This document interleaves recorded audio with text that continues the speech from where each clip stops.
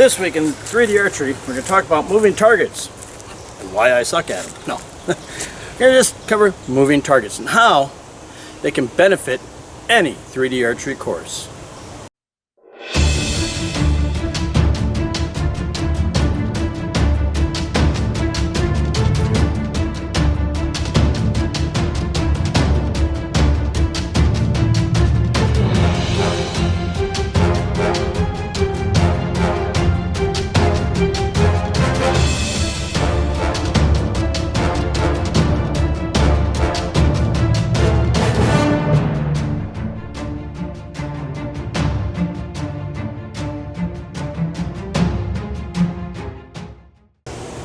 Hey everybody, welcome to 3D Archery. Greg here. Moving targets. I love them. I think they take your 3D archery course to the next level. A lot of clubs don't use them for whatever reason. And they're actually very simple to build.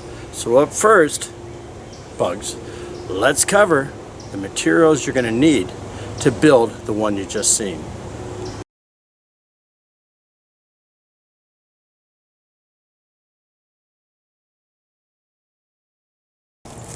Alright everybody, you've seen the materials. Let's go over them. You're going to need a wire. I prefer wire over rope or anything like that. It works better. The downside is, like down here in Louisiana, hot, humid, and rainy, it rusts, so it does require maintenance.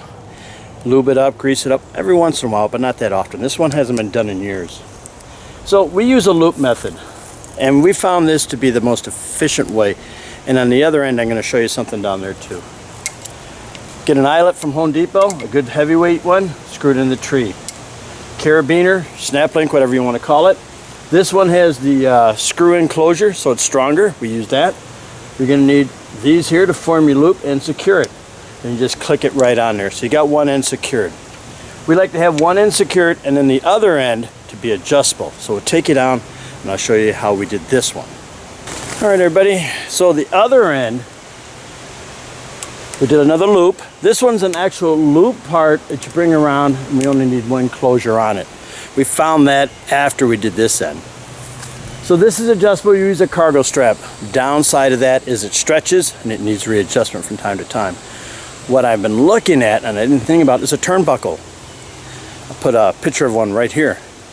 I think that's ingenious. You connect it here, put an eyelet there, connect it there, and then you wrench it in as much as you need. And I don't think you'll have to do any more adjustments, but this one works fine.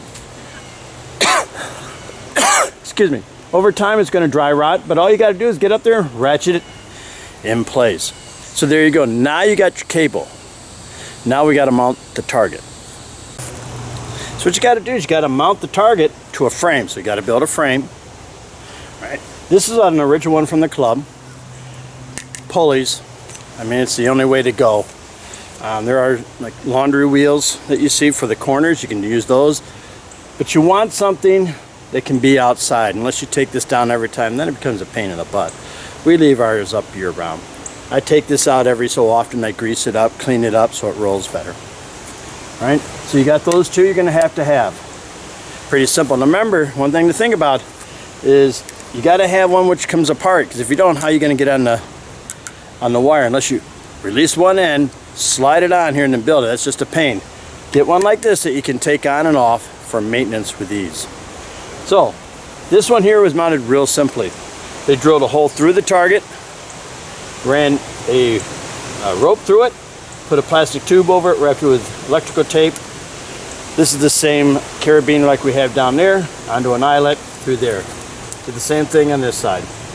Pretty simple, right? And that's all you got to do. How much time you put into this, that is totally up to you. The next one, I'll show you an even simpler one that I made. So we got the target on here, but how are we going to release it? And that's a big question. And that's what we'll talk about next. How you release it is up to you. We found two ways. This is one, but then we found a better one, which I'll show you on the next target that we're going to cover. So to activate it, just simple string pull. And part of that we'll cover in a second. Runs through the eyelet here, which you probably can't see, over to here. You can see how I rigged this. I got two eyelets in the wood and one in the pig, right? To activate it, I just simply pull and it releases. That's how simple it is, all right? So, let me put it back in. You got to go down, bring the target all the way back, and simply insert it. It's that easy. Now, what you can do is have a second string on it attached to it that's tethered to it, and it rolls down, and then you pull that second string and it brings the target back. If you do that, you don't have to have an eyelet. You don't have to have none of this. Right? In the tethered one, you just let go of the string, it goes down, and bring it back. What you will have to do is down there is find a way to secure it, because whenever you pull that string back, there's going to be a bunch of it on the ground. Now here in Louisiana, massive undergrowth everywhere. That just doesn't work. It gets caught on things, the target stops, snags, and all that bad stuff. That is why we use this method.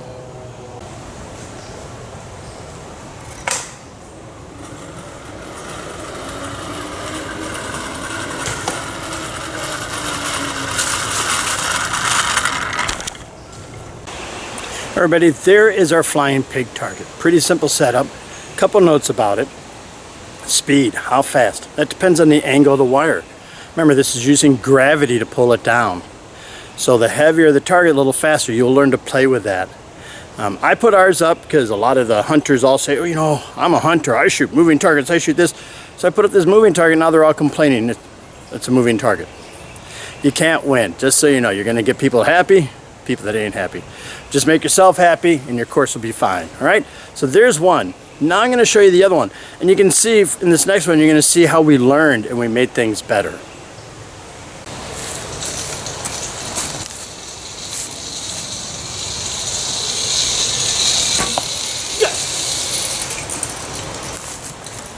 There's our other one. Much faster, much smaller, much harder, and much more fun.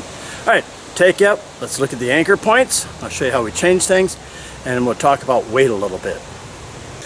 All right, everybody, and so in this one, you can see we used a smaller one, and it just bent. That's how much pressure's on it. We used a thicker one, and even this one's opening up. So the thicker, the better, right? So I was talking about before, we found this is much better than the carabiner. Secure one end, you never have to fuss with it again. It is totally done. A little metal loop keeps the shape. Snap link, carabiner, whatever you want to call it, keeps it in place. All right, real simple. All right, let's go down and look at the other end and check out how we release it. All right, so on this one, you can see we did the same method. We did the loop on here, connector there, ratchet straps. All right, it just makes it easy and adjustable. I do want to turn it into a turnbuckle.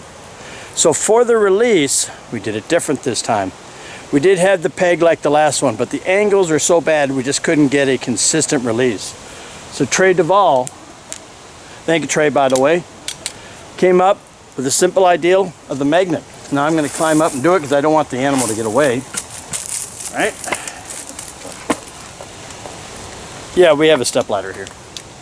So when they pull on it, it releases and the rabbit takes off, right? Get it up here. And it takes off. Simple, cost efficient, and effective. Exactly what I like. All right, so let's see how we mounted it. And I don't know why I held it because I got to get it down to you. Ooh. There we go. I can show you how we mounted it. All right, everybody, you can see down here, I bought different pulleys these time. I got these online for like $5 or $6. They're really good. They're spaced. I can lube them up. This is just a simple thin plate from Home Depot. Drilled 2 holes in it for that. 2 holes here. Instead of running the string, I just ran wire through it. Right?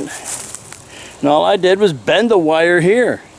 And then on the back, this is the metal tube for the rebar to go into. I bent it over that, just duct taped it to hold it in place. And this is that loop I was telling you about that didn't work. And that's it, and it holds up really well, right?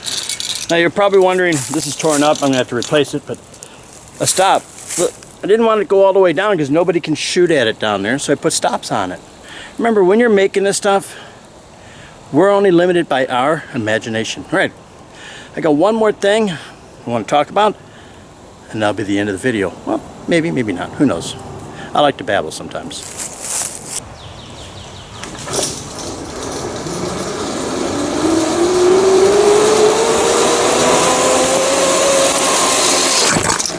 Okay, everybody, there you have it. 2 different moving targets, easy to set up, install, and maintain. One thing I didn't tell you about you need to take consideration is backstops. Right here, there's a dip in the ground and comes up, and as the rabbit goes by, if they shoot over too much, they will go over. But very few have. Most people shoot under, so it's good. Now you can put up net behind it or put up nothing, because you know you shoot at a running animal in the wild. If you don't hit it, you lost that arrow. So it's totally up to you. And the final thing I want to talk about is the weight. As you can see down here, there's a little rabbit. That is that 2-inch archery foam from Foam Factory, which I highly love. I was going to originally use that, but he didn't have enough weight. And the setup I had for that rabbit, I tried to use on him, and it just couldn't pick up weight. Didn't have enough weight to get going. So there's another one. If you're going to do that, I was thinking about putting a 5-pound weight on there, a weight plate, mount it on there, and that would probably help it. So if you can't afford the big expensive ones, you can do that, but you got to compensate with some weight so you can get that momentum going. All right, everybody, that's it. Moving targets, I love them. They're fun. They take your course to the next level, and it separates the men from the boys. Because everybody talks, oh, I could shoot, I could shoot. Well, let's see you back it up. You want to level the ground against bear bow archers? Put one of these in your course. All right? That's how you do it. All right, enough babbling and stirring the pot right there. Thanks for watching. Don't forget to subscribe. And I'll see you next time with an all-new episode of 3D Archery.